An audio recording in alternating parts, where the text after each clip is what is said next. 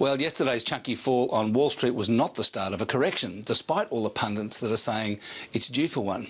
The main index jumped more than 1%, and tech stocks on the Nasdaq exchange did even better, up 1.7%. US retail sales figures came out last night, double expectations, but it was only 0.2% versus 0.1% consensus forecast, which is not enough to cause that sort of bounce in the stock market or to offset the Federal Reserve's easing back of money printing. Speaking of which, here's a wild graph comparing the Fed's money printing, or quantitative easing as it's known, with the number of words in its monetary policy statements. The more money it creates to buy bonds and expand its balance sheet, the more verbose it gets trying to explain what's going on. And of course, the more words that are in its statements, the less anybody understands them.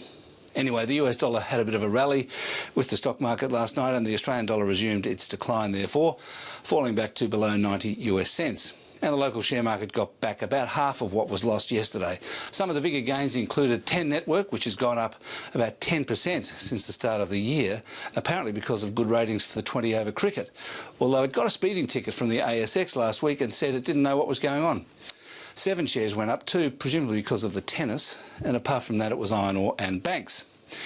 And here's an interesting chart of happiness versus per capita GDP. The dots are countries, and as you can see, life satisfaction rises with income until it gets to the bliss point of 33,000 GDP per capita, after which money can't buy more happiness. And by the way, Australia is at about 65,000, which is almost twice the bliss point, which I suppose explains why we're miserable. And that's finance.